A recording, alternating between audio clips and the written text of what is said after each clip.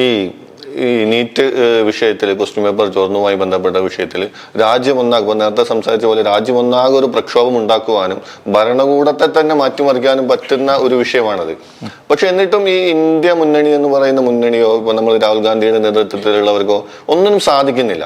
ഇപ്പോൾ ഇന്ത്യ രാജ്യത്ത് പ്രതിപക്ഷം ഇല്ലാതായിക്കൊണ്ടിരിക്കുകയും പ്രാദേശിക പാർട്ടികൾ മാത്രമായി നിലനിൽക്കുകയും ചെയ്യുന്ന ഒരു അവസ്ഥയിലേക്ക് വരികയാണ്. അപ്പൊ ഇതൊരു ഭരണകൂട ഭീകരതയിലേക്ക് നമ്മൾ കൊണ്ടുപോകില്ലേ? ഇത് ഒരു ഭയങ്കര ഒരു പ്രശ്നത്തിലേക്കല്ലേ നമ്മൾ പോകുന്നത്? ജനങ്ങളെ സംബന്ധിച്ചിടത്തോളം ഓപ്പോസിഷൻ എന്നുള്ളതിൻ്റെ സ്പേസ് വളരെ കൂടുതലാണ്. നമ്മൾക്ക് എല്ലായ്പ്പോഴും ഉണ്ടാകേണ്ടത് ഒരു ഓപ്പോസിഷൻ മൈൻഡ് സെറ്റാണ്. കാരണം ഗവൺമെൻറ് എന്തെങ്കിലും ഒരു കാര്യം കൊണ്ടുവരുമ്പോൾ അതിനെ സംശയത്തോടെ കാണുക, അത് നല്ലതാണോ അല്ലയോ, അവർക്ക് താല്പര്യമുള്ള ഒരാളിനെ കേറ്റർ ചെയ്യുന്ന രീതിയിലത്തേക്കുള്ള കാര്യങ്ങളാണോ, എല്ലാവരുടെയും ലാർജർ ഇൻട്രസ്റ്റിനെ പ്രൊട്ടക്ട് ചെയ്യുന്നുണ്ടോ, ഇതൊക്കെയാണ് നമ്മൾ ചിന്തിക്കേണ്ടത്. നമ്മുടെ നാട്ടിലെ മാധ്യമങ്ങൾ വലിയൊരു അളവ് വരെ അത് തന്നെയാണ് ചെയ്യുന്നത്. എപ്പോഴും ഒരു പ്രതിപക്ഷ സ്വഭാവം അവർക്കുണ്ട്. അതുകൊണ്ട് തന്നെ ആ ഒരു സ്പേസ് വളരെ റെലവൻ്റാണ്. ആ സ്പേസിലേക്ക് വരുന്ന ഏറ്റവും പ്രധാനപ്പെട്ട പാർട്ടി ഇത്തരത്തിലുള്ള വിഷയങ്ങളെ ക്യാപ്ചർ ചെയ്യുകയും അതിനെ കൃത്യമായിട്ട് പ്രസൻറ്റ് ചെയ്യുകയും ചെയ്യുകയാണെങ്കിൽ അവർക്കൊരു ഏബിൾ ഓപ്പോസിഷനായിട്ട് വളരാം.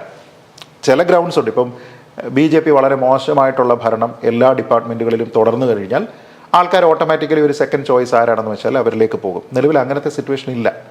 അപ്പോൾ ആ സമയത്ത് BJP ഫെയിൽ ചെയ്യുന്നു എന്ന് തോന്നുന്ന ഏതൊക്കെ ഡിപ്പാർട്ട്മെൻറ്റ്സ് ഉണ്ടോ, ഏതൊക്കെ ഇഷ്യൂസ് ഉണ്ടോ, അതിനെ ക്യാപിറ്റലൈസ് ചെയ്യുക എന്നുള്ളതാണ് അവർ ചെയ്യേണ്ടത്. അതവർ ചെയ്യുന്നില്ല.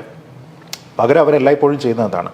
ഹിന്ദുത്വയെ ഞങ്ങൾ അറ്റാക്ക് ചെയ്യുന്നു എന്ന് പറഞ്ഞുകൊണ്ട് ഐഡിയോളജി ബേസ്ഡ് ആയിട്ടുള്ള കാര്യങ്ങൾക്കെതിരെയുള്ള സമരം, ഇവരുടെ സാഫ്രണൈസേഷനാണ്, അതിനെ ഞങ്ങൾ എതിർക്കുന്നു എന്ന് പറഞ്ഞുകൊണ്ട് നെടുങ്കൻ പ്രസംഗം നടത്തും. ഇഷ്യൂ ബേസ്ഡ് ആയിട്ട് ഈ ഒരു വിഷയത്തിന്, ഇപ്പോൾ ഈ NTA വിഷയം, ഈ നീറ്റ് വിഷയം, അതൊരു ഐഡിയോളജി വിഷയമല്ലല്ലോ, അതൊരു സിസ്റ്റത്തിൻ്റെ സിസ്റ്റമിക് ഫെയിലിയറാണ്. ആ ഫെയിലിയർ ഒരു തവണയല്ല. ഒരു തവണയാണെങ്കിൽ probably you will give an excuse. ഇതത് പറ്റില്ല. ഇത് കണ്ടിന്യൂസ് ആയിട്ട് അറ്റ് ഡിഫറെൻറ്റ് ലെവൽസ് പൊളിഞ്ഞുകൊണ്ടിരിക്കുകയാണ്. അങ്ങനെയെങ്കിൽ ഇത് ഇവിടെയുള്ള യൂത്തിൻ്റെ ഒരു പ്രശ്നമാണ് എന്ന് പറഞ്ഞുകൊണ്ട് അതിനെ ഏറ്റെടുത്ത് അതിനെ ചാനലൈസ് ചെയ്ത് കൊണ്ടുപോകാനായിട്ട് ആൾക്കാർക്ക് കഴിയുന്നില്ല. ഇതിൻ്റെ എല്ലാം പ്രശ്നമായിട്ട് ഞാൻ കരുതുന്നത് ഓരോ പാർട്ടിയിലും അതൊരു എക്സിസ്റ്റൻഷ്യൽ ക്രൈസിസ് നേരിടുന്നുണ്ട്. ഇപ്പോൾ നമ്മൾ തൃണമൂൽ കോൺഗ്രസിലേക്ക് നോക്കിയാൽ ഒരു മാസം മുമ്പായിരുന്നു നമ്മൾ സംസാരിച്ചുകൊണ്ടിരിക്കുന്നത് എങ്കിൽ തൃണമൂൽ കോൺഗ്രസ് എത്ര സ്ട്രോങ് ആയിട്ടുള്ള ഒരു പൊളിറ്റിക്കൽ സ്പേസിലാണ് നിന്നിരുന്നത്. ഇന്നോ അത് ശിഥിലമാവുകയാണ്. മമതാ ബാനർജി എന്ന് പറയുന്ന ഒരു നേതാവിൻ്റെ മാത്രം ആവശ്യമാണ് TMC എന്നൊരു പാർട്ടി ഉണ്ടാവുക എന്ന രീതിയിലത്തേക്ക് മാറിയത്. മറ്റുള്ള ആൾക്കാർക്ക് പാർട്ടി സ്പ്ലിറ്റ് ചെയ്യണമെങ്കിൽ അതിന് കുഴപ്പമില്ല. 80 MLA-മാരുണ്ടെങ്കിൽ ബംഗാളിൽ അതിൽ 60 പേർക്ക് ഇവർ പുറത്താക്കാൻ താല്പര്യപ്പെടുന്ന ഒരു വ്യക്തിക്ക് പിന്തുണ കൊടുക്കുന്നതിന് യാതൊരു ബുദ്ധിമുട്ടുമില്ല. 28 ലോക്സഭാ MP-മാരുണ്ട്. 20 പേരിപ്പോൾ BJP-യിലേക്ക് പോകും എന്ന് പറഞ്ഞിരിക്കുന്നു. അവിടുത്തെ SS റേ ഉണ്ട്, എനിക്ക് പേഴ്സണലി അറിയാവുന്ന രാജ്യസഭാ MP-യാണ്. അദ്ദേഹം തന്നെ കഴിഞ്ഞ ദിവസം പറഞ്ഞിരിക്കുന്നു, ഇതാ നോക്കൂ, നമ്മൾ ഈ രാജ്യസഭയിലേക്കും ചിലപ്പോൾ ഈ ഒരു മാറ്റം ഉണ്ടായേക്കാം. എന്ന് വെച്ചാൽ രാജ്യസഭയിൽ അവർക്ക് 12 13 MP-മാരെന്തോ ഉണ്ടെന്ന് തോന്നുന്നു. അങ്ങനെയുള്ള ആൾക്കാർ പോലും ഇനി ഒരുപക്ഷെ BJP-യിലേക്ക് പോയേക്കാം എന്നൊരു സാധ്യതയാണ് സുഖേന്ദുദാ വരെ പറയുന്നത്. സുഖേന്ദുദാ. അപ്പം ഞാൻ പറയുന്നത് ഇങ്ങനെ ഒരു വലിയ ട്രാൻസ്ഫർമേഷൻ ഒരു മാസം കൊണ്ട് നടക്കണമെങ്കിൽ ഇത് BJP ഓർക്കസ്ട്രേറ്റ് ചെയ്തതല്ല. മറിച്ച് ആ ഒരു സംവിധാനത്തിനോട് അതിലുള്ള ആൾക്കാർക്ക് തന്നെ വിശ്വാസം നഷ്ടപ്പെട്ടിട്ട് TMC എന്ന് പറയുന്ന ഒരു സെറ്റപ്പായിട്ട് ഞങ്ങൾക്ക് പോകണമെന്ന് വലിയ താല്പര്യമില്ല എന്ന് അവർ തന്നെ തീരുമാനിക്കുകയാണ്. ആ സിറ്റുവേഷനിലേക്ക് വരുന്നു. തമിഴ്നാട്ടിൽ നോക്കൂ, ഒരു മാസം മുമ്പ് DMK എന്തായിരുന്നു? ഇപ്പോൾ DMK എവിടെ ഇരിക്കുന്നു? DMK ആർക്കും വേണ്ട. സ്റ്റാലിൻ വലിയൊരു പ്രതിപക്ഷ സ്വരമായിട്ട് നിന്നിരുന്നയാളിനെ ആൾക്കാർ തെരഞ്ഞെടുപ്പിൽ പരാജയപ്പെടുത്തുന്നു. AIADMKയും വേണ്ട എന്ന് പറഞ്ഞിട്ട് ഒരു അൺനോൺ എൻറ്റിറ്റിയെ ടെസ്റ്റ് ചെയ്യാൻ ഞങ്ങൾ തയ്യാറാണെന്ന് തമിഴർ ഒന്നാകെ പറയുകയാണ്. ഞാൻ പറയുന്നത് അങ്ങനത്തെ ഒരു ട്രാൻസ്ഫർമേഷൻ പല സ്ഥലങ്ങളിലായിട്ട് നടന്നുകൊണ്ടിരിക്കുക. അപ്പോൾ എക്സിസ്റ്റൻഷ്യൽ ക്രൈസിസ് ആണ് പല പാർട്ടികളും നേരിട്ടുകൊണ്ടിരിക്കുന്നത്. ഇവർക്ക് എങ്ങനെ ഒരു വിഷയത്തിനെ എടുത്തിട്ട് ഇവർ സമരം ചെയ്യാൻ വേണ്ടിയിട്ട് പോകും? ആ പോകുന്ന സമയത്തായിരിക്കും ഇവിടെ എൻ്റെ കസേര വേറൊരുത്തിന് എടുത്തുകൊണ്ട് പോകും എന്നുള്ളൊരു ഭയം. ഈ ഭയം ഇല്ലാതെ ഇരുന്നെങ്കിൽ മാത്രമേ ഇത് സാധിക്കൂ. നിലവിൽ ആ ഭയം ഇല്ലാതെ പ്രവർത്തിക്കാൻ കഴിയുന്ന ഒരുപക്ഷെ ഇന്ത്യയിലെ ഒരേ ഒരു ഓപ്പോസിഷൻ പാർട്ടി കോൺഗ്രസ്സാണ്. രാഹുൽ ഗാന്ധി എവിടെ കറങ്ങി നടന്നാലും 100 ദിവസം ഇവിടെ ഇന്ത്യയിൽ ഇല്ലെങ്കിലും അദ്ദേഹത്തിൻ്റെ കസേര എടുക്കാനായിട്ട് ആരും വരില്ല എന്നൊരു ഗ്യാരണ്ടി ഉണ്ട്. സേഫാണ്. പക്ഷേ ആ കിട്ടുന്ന ഒരു ആഡഡ് കുഷൻ ഉണ്ടല്ലോ, ആ ഒരു സപ്പോർട്ട്, ആ ഒരു ബഫർ സിസ്റ്റം, ആ സിസ്റ്റം ഫലപ്രദമായിട്ട് ഉപയോഗപ്പെടുത്താനായിട്ട് രാഹുൽ ഗാന്ധിക്ക് കഴിയുന്നുണ്ടോ എന്ന് ചോദിച്ചു കഴിഞ്ഞാൽ ഇല്ല. ഇപ്പോൾ കോൺഗ്രസ് പ്ലാൻ ചെയ്താൽ ജന്തർ മന്ദറിൽ ഇതിനേക്കാൾ നല്ലൊരു പ്രൊട്ടസ്റ്റ് ചെയ്യാൻ പറ്റില്ല, ഫോക്കസ്ഡ് ആയിട്ടുള്ളൊരു പ്രൊട്ടസ്റ്റ് ചെയ്യാൻ പറ്റില്ല.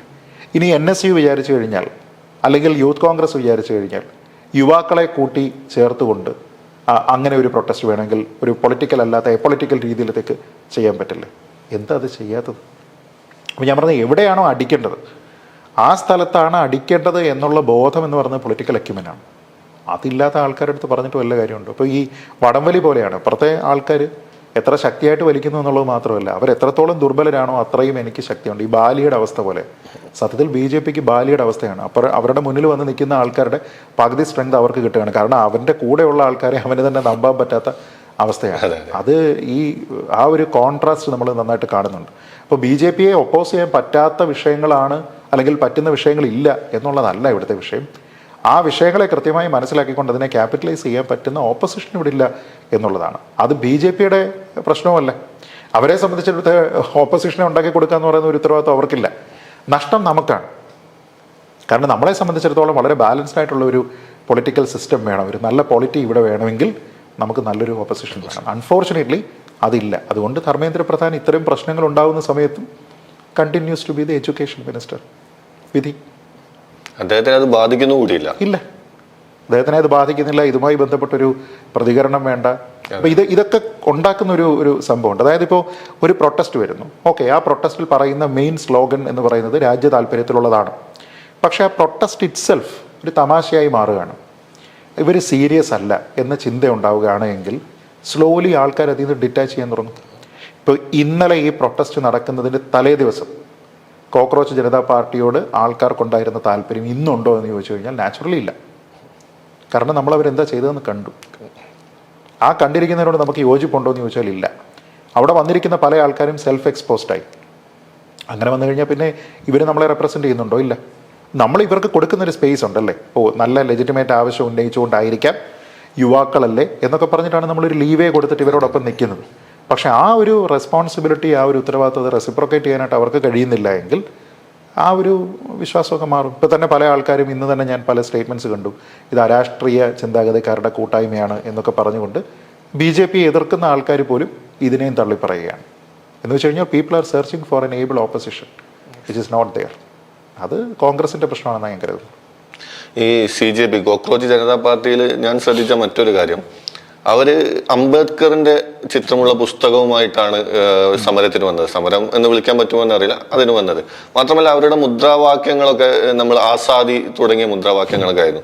അപ്പോൾ ഈ തുടക്കത്തിൽ ഒരു പ്രതീക്ഷ, ഇവര് എന്തൊക്കെയോ ചെയ്യുമെന്നുള്ള ഒരു പ്രതീക്ഷ ഉണ്ടാക്കി വെക്കാൻ ഇവർക്ക് കഴിഞ്ഞിട്ടുണ്ടെങ്കിലും ഇപ്പൊ നേരത്തെ പറഞ്ഞ പോലെ അത് പരാജയപ്പെടുന്ന സമരം പോലെ ആയിട്ട് മാറുന്നുണ്ട്. അപ്പൊ ഈ അംബേദ്കറിന്റെ ചിത്രമൊക്കെ വെച്ചിട്ട് രാഷ്ട്രീയം സംസാരിക്കാൻ വരുന്ന ഒരു തലമുറയെ പ്രതിനിധീകരിക്കുമെന്ന് കരുതുന്നവരാണല്ലോ അവര്. പിന്നീട് എന്താണ് ഇവർക്ക് സംഭവിക്കുന്നത്? ശരിക്കും ഇവര് ഒരു തലമുറയെ പ്രതിനിധീകരിക്കുന്ന ആളുകളല്ലേ, അല്ലെങ്കിൽ ഇവർ വെറും സോഷ്യൽ മീഡിയ പാറ്റകൾ മാത്രമായിട്ടാണ് നമ്മൾ മനസ്സിലാക്കേണ്ടത്?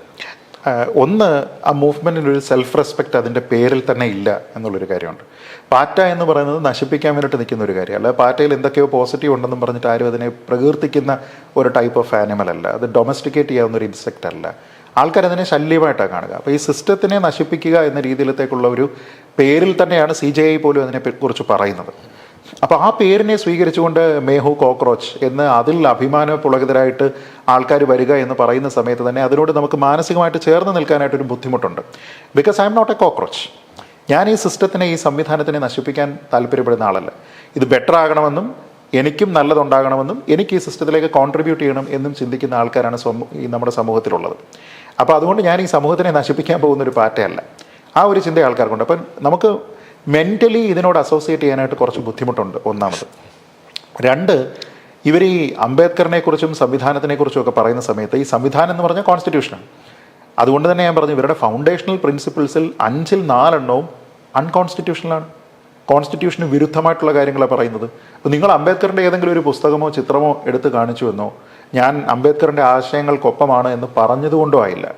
മറിച്ച് നിങ്ങളുടെ വിഷനിൽ അതുണ്ടാകണം. വിഷനിൽ അതില്ല. അതുകൊണ്ടാണ് ഞാൻ ചോദിച്ചത്, അംബാനിയും അദാനിയും ഇന്ത്യയിൽ മാധ്യമ സ്ഥാപനങ്ങൾ ഓപ്പറേറ്റ് ചെയ്യേണ്ട, അവരുടെ മീഡിയ ലൈസൻസ് ഇമ്മീഡിയറ്റ്ലി കട്ട് ചെയ്യണം എന്ന് പറഞ്ഞിരിക്കുന്നത് അംബേദ്കറിൻ്റെ ഏത് ആശയവുമായി ചേർന്ന് നിൽക്കുന്നതാണ് എന്നൊരു ചോദ്യം ചോദിച്ചു കഴിഞ്ഞാൽ ഇവരെന്ത് മറുപടി പറയും?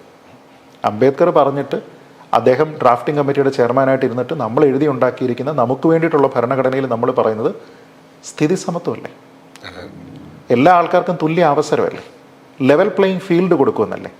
അപ്പോൾ അതിനകത്തിൽ ഏതെങ്കിലും ഒരുത്തിന് കാശുണ്ടായിപ്പോയി എന്ന് കരുതിയിട്ട് അവൻ ഈ പരിപാടി ഒന്നും ചെയ്യണ്ട എന്ന് എവിടെയെങ്കിലും പറയുന്നുണ്ടോ? അങ്ങനെ എങ്ങും പറയുന്നില്ല. അങ്ങനെ നോക്കിക്കഴിഞ്ഞാൽ നമ്മുടെ നാട്ടിൽ മാനസികമായിട്ട് നമുക്ക് പോലും ചിലപ്പോൾ താല്പര്യമില്ലാത്ത തരത്തിലുള്ള പല മാധ്യമ സ്ഥാപനങ്ങളുടെയും ലൈസൻസുകൾ താൽക്കാലികമായിട്ടെങ്കിലും റദ്ദ് ചെയ്യപ്പെട്ടിട്ടുണ്ട്. ആ സമയത്തൊക്കെ ആൾക്കാർ ഇവിടെ വാദിച്ചത് എന്താണ്? നമുക്ക് അവരുടെ ആശയത്തിനോടൊക്കെ വിയോജിപ്പ് കാണും, പക്ഷേ അവർക്ക് പ്രവർത്തിക്കാനുള്ള ഒരു അവകാശം ഇവിടെ ഉണ്ടാവണം. NDTV, പിന്നെന്താ ഈ Firstpost, Moneycontrol, CNN, News 18 ഇതൊക്കെ റൺ ചെയ്യുന്നതാണ് ഈ അംബാനി അദാനിയൊക്കെ. ഇതിലേതാണ് ആൻറ്റി നാഷണൽ? ഇതിലേതിനാണ് ഇന്ത്യ വിരുദ്ധ താല്പര്യങ്ങളുള്ളത്? ഏതാണ് ദേശവിരുദ്ധ താല്പര്യങ്ങളോടുകൂടി പ്രവർത്തിച്ച ആൾക്കാരിലേക്ക് വിഷം കുത്തിവെക്കുന്നത്? ഒന്നുമില്ല. അവർ ഇൻവെസ്റ്റ് ചെയ്തിരിക്കുന്നു. ഈ മാധ്യമങ്ങൾക്ക് ഒരു എഡിറ്റോറിയൽ പോളിസി ഉണ്ട്, അവരത് പ്രവർത്തിക്കുന്നു ഈ രാജ്യത്തെ നിയമങ്ങൾക്കനുസരിച്ച്. ഇനി അവർ ഏതെങ്കിലും രീതിയിൽ തെറ്റായി പ്രവർത്തിച്ചു കഴിഞ്ഞാൽ അതിനെ ചലഞ്ച് ചെയ്യാനുള്ള ലീഗൽ അവന്യൂസ് ഇവിടെയുണ്ട്.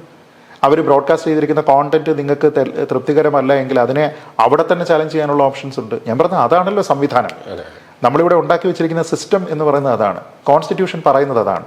പക്ഷേ ഈ അംബേദ്കറിൻ്റെ പുസ്തകം കയ്യിൽ വെച്ചിട്ട് ചില ആൾക്കാരുടെ കയ്യിലിരിക്കുന്ന ഭരണഘടനയല്ല കേട്ടോ, ഭരണഘടന സംവിധാൻ ഹേ എന്ന് പറഞ്ഞുകൊണ്ട് ഈ ആൾക്കാർ ഉയർത്തി കാട്ടുന്ന അംബേദ്കർ എഴുതിയ പുസ്തകങ്ങളാണ്. അപ്പോൾ ഭരണഘടന എന്താണ്, അംബേദ്കർ എഴുതിയിരിക്കുന്ന പുസ്തകം എന്താണെന്നുള്ളതിനെ പറ്റിയിട്ടുള്ള ഒരു വേർതിരിവ്, അതിൻ്റെ തിരിച്ചറിവ് പോലും ഇല്ലാത്ത ആൾക്കാർ വരെ ഈ പ്രൊട്ടസ്റ്റിൻ്റെ ഭാഗമാകുന്നുണ്ട്.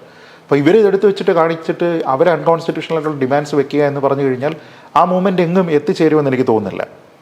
അതുകൊണ്ട് തന്നെ ഏതൊരു മൂവ്മെൻറ്റിനും നമുക്ക് ഒരു ലീഡർഷിപ്പ് ഉണ്ടാവണം. ആ ലീഡർഷിപ്പ് ആൾക്കാരെ ഇൻസ്പയർ ചെയ്യാൻ കഴിയണം. നമ്മൾ തൊട്ട അയലക്കത്ത് വിജയെ നോക്കിയാൽ മതി. വിജയ്ക്ക് 100-ലധികം സീറ്റ് കിട്ടുന്ന സമയത്ത് ആരൊക്കെയാണ് വിജയുടെ 100 MLA-മാർ? അതൊരു 10 പേരുടെ 5 പേരുടെ പേര് നമുക്കറിയും. തമിഴ്നാട്ടിലുള്ള ആൾക്കാർക്ക് ഫെമിലിയർ ആണോ? അല്ല. അവർ ഓരോ സീറ്റിലും TVKയുടെ സ്ഥാനാർത്ഥിക്ക് വോട്ട് കൊടുക്കുന്ന സമയത്ത് അവർ വിജയ്ക്കാണ് വോട്ട് കൊടുക്കുന്നത്. വിജയ് ഭരിക്കണം എന്ന് കരുതിയിട്ട് അവിടെ കാൻഡിഡേറ്റ് ഇമ്മെറ്റീരിയലാണ്. പഞ്ചാബിൽ ആം ആദ്മി പാർട്ടി ജയിച്ചത് അതേപോലെ. അവിടുത്തെ ചില സ്ഥലങ്ങളിലെ കാൻഡിഡേറ്റ്സ് ഓർക്കുന്നുണ്ടാവും. ഏതോ മൊബൈൽ റിപ്പയർ ഷോപ്പ് നടത്തുന്ന ആളെയൊക്കെ പിടിച്ച് കാൻഡിഡേറ്റ് ആക്കിയിട്ടുണ്ട്. അവരൊക്കെ ജയിച്ചിട്ടുണ്ട്. അവരിതുവരെ രാഷ്ട്രീയം പറഞ്ഞു വന്നിട്ടല്ല. അയാളുടെ ജീവിതവൃത്തിക്ക് വേണ്ടിയിട്ട് എവിടെയോ പോയി ഒരു ഷോപ്പ് ഇട്ട് നടത്തുന്നു, അയാളെ സ്ഥാനാർത്ഥിയാക്കുന്നു, അയാൾ MLA ആകുന്നു. അയാൾ MLA ആകുന്നത് എന്തുകൊണ്ടാണ്? ആം ആദ്മി പാർട്ടി കേജ്രിവാൾ ഒരു മൂവ്മെൻറ്റ് കൊണ്ടുവരുന്നുണ്ട്, ശരി നമുക്ക് പഞ്ചാബും പുള്ളിക്ക് കൊടുക്കണം എന്ന വോട്ടറുടെ ചിന്തയാണ്. എന്ന് വെച്ചാൽ ഏതൊരു മൂവ്മെൻറ്റിനെയും നയിക്കുന്നത് ഒരു ലീഡറാണ്. ആ ലീഡറിനാണ് ഇതിനെ ഒരു കൊഹീസീവ് യൂണിറ്റായിട്ട് നിർത്താനും മുന്നോട്ട് കൊണ്ടുപോകാനും ഒക്കെ കഴിയുന്നത്. ഇൻഡിവിജ്വൽസ് ഫെയിൽ ചെയ്തേക്കാം, പക്ഷേ ലീഡർഷിപ്പ് എന്ന് പറയുന്നത് കളക്റ്റീവ് റെസ്പോൺസിബിലിറ്റിയാണ്. ആ ലീഡർഷിപ്പിൻ്റെ ഭാഗമായിട്ട് അതിൻ്റെ ഫേസായിട്ട് നിൽക്കുന്ന ആളിൻ്റെ ഐഡിയോളജി എന്താണോ അതിനോടാണ് ആൾക്കാർ താതാത്മ്യപ്പെടുന്നത്. ഇന്ത്യ അഗെയിൻസ്റ്റ് കറപ്ഷൻ വന്നു. അപ്പോൾ ആ സമയത്ത് ആൾക്കാർക്ക് അന്ന ഹസാരെയോടും അരവിന്ദ് കെജ്രിവാളിനോടും താല്പര്യം ഉണ്ടായിരുന്നു. 15 വർഷം തുടർച്ചയായിട്ട് ഡൽഹി ഭേദമായി ഭരിച്ച ഷീല ദീക്ഷിതിനെ പരാജയപ്പെടുത്തി കോൺഗ്രസിന് 0 സീറ്റ് കൊടുത്ത് അരവിന്ദ് കെജ്രിവാളിനെ ട്രസ്റ്റ് ചെയ്യാനായിട്ട് ഡൽഹിയിലുള്ള ആൾക്കാർ തീരുമാനിച്ചത് എവിടെയെങ്കിലും മൈതാനത്ത് മീറ്റിംഗ് കൂടിയിട്ടല്ല. നമ്മൾ വാട്സാപ്പ് ഗ്രൂപ്പ് ഉണ്ടാക്കിയിട്ട് എന്നാൽ ഇത്തവണ കെജ്രിവാളിന് വോട്ട് കൊടുത്തേക്കാമെന്ന് അവിടുത്തെ വോട്ടേഴ്സ് കൂടുതലായിട്ട് തീരുമാനിച്ചിട്ടല്ല, മറിച്ച് ഓരോ ഹൗസ് ഹോൾഡിലും ആ തീരുമാനം ഉണ്ടാകുന്നു. അത് അടുത്ത അയൽവക്കക്കാരനോട് ചർച്ച ചെയ്തിട്ടല്ല. അപ്പോൾ അവിടെ ഉണ്ടായിരുന്ന കാര്യം എന്താണ്? ഇന്ത്യയിൽ മുഴുവൻ കറപ്ഷനാണ്, ഡൽഹി സെൻട്രിക്കായിട്ട് ഭയങ്കര കറപ്ഷൻ നടക്കുന്നു, നമുക്കിതിനെ ബീറ്റ് ചെയ്യണമെന്നുണ്ടെങ്കിൽ ഈ പറയുന്ന ഓൾട്ടർനേറ്റീവ്സ് പോരാ, നമുക്ക് നല്ലൊരാൾ വേണം. He seems to be good, ഇയാൾ പറയുന്ന കാര്യങ്ങളൊക്കെ കൊള്ളാം, ഇയാൾ ഇവിടെ പ്രതിഷേധവുമായിട്ട് നിൽക്കുന്നു, അന്ന ഹസാരെ പോലെ ഒരു റെസ്പെക്റ്റബിൾ ആയിട്ടുള്ള ഒരാളിൻ്റെ പിന്തുണയുമുണ്ട്, എന്നാൽ ഇയാളെ എന്തുകൊണ്ട് നമുക്ക് ഒരു തവണ പരീക്ഷിച്ചുകൂടാ? ഈ ചിന്തയാണ്. ആ ചിന്ത കൊണ്ടാണ് ഭരണത്തിൽ വന്നതും കെജ്രിവാൾ പലതവണ അവിടെ മുഖ്യമന്ത്രിയായതും. അത് ഏതോ ഒരു സ്പോട്ടിൽ ഫെയിലാകുന്നു എന്ന് ആൾക്കാർക്ക് തോന്നിയപ്പോൾ ഇവർ വീണ്ടും മൈതാന മീറ്റിംഗ് കൂടിയിട്ടില്ല. അപ്പോൾ ആൾക്കാരെ എപ്പോഴും ഇൻസ്പയർ ചെയ്യിപ്പിക്കുന്നത് ലീഡറാണ്. ലീഡറിൻ്റെ ഗുണവും ദോഷവുമാണ് ഒരു മൂവ്മെൻറ്റിൻ്റെ വളർച്ചയും തളർച്ചയും. ഞാൻ നേരത്തെ പറഞ്ഞ മമതാ ബാനർജിയുടെ കേസ് ഇത് തന്നെയാണ്. മമതാ ബാനർജി സ്ട്രോങ് ആയിട്ട് അവിടുത്തെ ആൾക്കാർ കൊണ്ടുവന്നു. മമതാ ബാനർജിയെ വലിച്ച് താഴെയിട്ട് അവരെ തന്നെ തോൽപ്പിക്കുന്ന രീതിയിലേക്ക് കൊണ്ടുവന്നതും ബംഗാളികളാണ്. അല്ലാതെ ഈ തെരഞ്ഞെടുപ്പിൽ വോട്ട് ചെയ്യാൻ വേറെ ആൾക്കാരെ ബീഹാറിൽ നിന്ന് കൊണ്ടുപോയിട്ടല്ലല്ലോ, അവിടെയുള്ള ആൾക്കാർ തന്നെയാണ്. അപ്പോൾ ഈ ഒരു ലീഡർഷിപ്പ് വാക്വം എന്ന് പറയുന്ന സാധനം ഈസ് ഫോർ റിയൽ. നമ്മുടെ നാട്ടിലുള്ള എല്ലാ പാർട്ടികളുടെയും മെയിൻ പ്രശ്നം ഇതാണ്. പക്ഷേ BJPക്ക് അത്രത്തോളം ഇല്ല. കാരണം BJPക്ക് സെൻട്രൽ ലീഡർഷിപ്പുണ്ട്, സ്റ്റേറ്റ് ലീഡർഷിപ്പുകളുണ്ട്. അത് വളരെ നല്ല രീതിയിലത്തേക്ക് പ്രവർത്തിക്കുന്ന ഒരു സംവിധാനമാണ്. അവർക്ക് പവറുള്ള പല സ്റ്റേറ്റുകളിലും അവരൊരു സെക്കൻഡ് ലൈൻ ഓഫ് ലീഡർഷിപ്പിനെ ഉണ്ടാക്കി വെച്ചിട്ടുണ്ട്. മുകളിലത്തെ ലീഡർഷിപ്പ് ഫേസ് ഔട്ട് ആകുന്ന സമയത്ത് നാച്ചുറലി ഇവർ ആ ഒരു പൊസിഷനിലേക്ക് വരാനായിട്ടുള്ള ഒരു സംവിധാനം അവിടെ ഉണ്ടാക്കി വെച്ചിട്ടുണ്ട്. പക്ഷേ കോൺഗ്രസ്സിന് പോലും അതില്ല. കോൺഗ്രസ്സിന് ഇപ്പോൾ പല സ്റ്റേറ്റുകളിൽ CMs ഉണ്ട്, പക്ഷേ നമ്മൾ ആ രീതിയിലത്തേക്ക് ഒരു സക്സസറായിട്ട് ഒരാളിനെ കാണുന്നുണ്ടോ? രാഹുൽ ഗാന്ധിക്ക് ശേഷം രേവന്ത് റെഡ്ഡി ആരെങ്കിലും ചിന്തിക്കുന്നുണ്ടോ? ഇല്ല. ഞാൻ പറഞ്ഞ ആ രീതിയിലത്തേക്ക് ഒരു ലീഡർഷിപ്പായിട്ട് അവരെ കൊണ്ടുവരാനായിട്ട് അവർക്ക് കഴിയുന്നില്ല. BJPയിൽ എൻലെസ് പോസിബിലിറ്റീസ് അവർ കൊടുക്കുന്നുണ്ട്. CPMൽ അങ്ങനെയാണ് കേട്ടോ. CPMന് നാഷണൽ ലെവലിൽ സ്ട്രെങ്ത് ഇല്ല എന്നുള്ളത് മാത്രമേ ഉള്ളൂ. പക്ഷേ CPMനെ സംബന്ധിച്ചിടത്തോളം അവർക്ക് ഇന്നത് വരെ ഒരാൾക്ക് വരാവൂ എന്നൊന്നുമില്ല.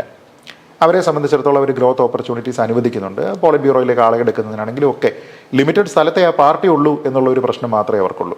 പക്ഷെ കോൺഗ്രസ് അങ്ങനെയല്ല, സമാജ്വാദി പാർട്ടി അങ്ങനെയല്ല, DMK അങ്ങനെയല്ല, ഒരു പാർട്ടി അങ്ങനെയല്ല. അപ്പോൾ നാളെ TVK എന്തായി മാറും എന്നുള്ളതിനെ പറ്റി നമുക്ക് ഊഹിക്കാവുന്നതേ ഉള്ളൂ. അപ്പോൾ ഈ ഒരു കോഴ്സ് കറക്ഷൻ ചെയ്യാനായിട്ട് ഇവർക്ക് കഴിയാത്തത് കൊണ്ടാണ് ഇവർക്ക് ഈ ജനങ്ങളുടെ എല്ലാ ആവശ്യം ഫലപ്രദമായിട്ട് പറയാൻ കഴിയാത്തത്. ആൾക്കാർ എപ്പോഴും ചിന്തിക്കുന്നത് എന്താ, നമുക്കൊരു സ്റ്റേബിൾ ഭരണം വേണം അല്ലേ, ഭരണം എന്ന് പറയുന്നത് സ്റ്റേബിൾ ആയിരിക്കണം, എങ്കിൽ മാത്രമേ കാര്യം കൃത്യമായിട്ട് പോവുകയുള്ളൂ. ഇതിനെക്കുറിച്ച് ആൾക്കാർക്ക് തിരിച്ചറിവുള്ളത് കൊണ്ട് തന്നെയാണ് ഈ മാധ്യമങ്ങൾ പറയുന്ന അജണ്ടയൊക്കെ പരാജയപ്പെടുത്തിക്കൊണ്ട് ആൾക്കാർ ജയിക്കുന്നത്. ഇപ്പോൾ UP, പിന്നെ അതേപോലെ ഗുജറാത്ത്, ഈ സ്റ്റേറ്റുകളൊക്കെ തന്നെ BJPക്ക് ഭരിക്കണമെങ്കിൽ, അവിടെ നിന്ന് ലോക്സഭയിലേക്ക് നിറയെ സീറ്റുകൾ കിട്ടണമെങ്കിൽ മുസ്ലിംസിൻ്റെ സപ്പോർട്ട് ഇല്ലാതെ പറ്റും. ഇല്ല ഇല്ല. പക്ഷേ മൊത്തത്തിലുള്ള അജണ്ട എന്താണ്? നമ്മൾ BJPക്കെതിരെ കേൾക്കുന്ന അജണ്ട ഇത് മുസ്ലിം വിരുദ്ധ പാർട്ടി, ആന്റി മുസ്ലിമാണ്. പക്ഷേ നമ്മുടെ രാജ്ദീപ് സർദേശായി ഉൾപ്പെടെയുള്ള ആൾക്കാർ അവിടെ പോയി ഈ സ്ട്രീറ്റുകളിൽ പോയിട്ട്, ഗ്രാമങ്ങളിൽ പോയിട്ട്, അവിടെ മുസ്ലിം ഡോമിനേറ്റഡ് ഏരിയയിലൊക്കെ പോയിട്ട് ആൾക്കാരെ ഇൻ്റർവ്യൂ ചെയ്യുന്ന സമയത്ത് UPയിലുള്ള ആൾക്കാരൊക്കെ പറയുന്നത് ബാബാജിക്കാണ് വോട്ടെന്ന് പറയുന്നത്. ബാബാജി എന്ന് പറഞ്ഞാൽ യോഗി ആദിത്യനാഥാണ്, ബാബാജിക്കാണ് വോട്ടെന്നാണ് പറയുന്നത്. അപ്പോൾ ഇതിനെ ക്യാപ്ചർ ചെയ്തിട്ട് എങ്ങോട്ടും പ്രസൻറ്റ് ചെയ്യുന്നില്ല. എന്ന് വെച്ചാൽ ലാർജർ നറേറ്റീവ് മാധ്യമങ്ങൾ സെറ്റ് ചെയ്തിട്ട് പോലും ആൾക്കാർക്ക് ഇതിനെ മറികടക്കാനായിട്ടുള്ള ഒരു നോളജ് ഉണ്ട്. ആ നോളജ് കൊണ്ടാണ് ആൾക്കാർ ഭേദവിവരാണ് എന്ന് തോന്നിയിട്ടാണ് ഇത് കൊടുക്കുന്നത്. ഭേദമെന്ന് തോന്നുന്നുകൊണ്ടായിരിക്കും പല സ്ഥലത്തും റിപ്പീറ്റഡ് ആയിട്ട് വരുന്നത് അല്ലേ. കഴിഞ്ഞ തവണ നമ്മൾ നോക്കിക്കഴിഞ്ഞാൽ BJP 240 seats on its on, അത്രേ ഉള്ളൂ. സ്വന്തമായിട്ട് 272 BJPക്കില്ല, 32 സീറ്റിൻ്റെ ഷോർട്ടേജ് ഉണ്ട്. അപ്പോഴും ആൾക്കാർക്ക് നേരത്തെ അതിന് മുമ്പ് ഉണ്ടായിരുന്നതിനേക്കാൾ താല്പര്യം ഇത്തിരി കുറഞ്ഞിട്ടുണ്ട്. പക്ഷേ ആ ട്രസ്റ്റ് അതേപോലെ കൊടുക്കാൻ പറ്റുന്ന വേബിൾ ഓപ്പോസിഷൻ ഇല്ല. അതുകൊണ്ടാണ് കോൺഗ്രസിന് 100 സീറ്റ് പോലും കിട്ടാതിരുന്നത്. അതിനെ ഒരു നേട്ടമായിട്ട് കോൺഗ്രസ് കരുതുന്നുണ്ട് എങ്കിൽ പിന്നെ ഹോപ്പ്ലെസ് ആണ്. വിശേഷങ്ങൾ ഇവിടെ തീരുന്നില്ല. കൂടുതൽ വിശേഷങ്ങളും കൂടുതൽ വർത്തമാനങ്ങളുമായി മറ്റൊരു എപ്പിസോഡിൽ നമുക്ക് കണ്ടുമുട്ടാം.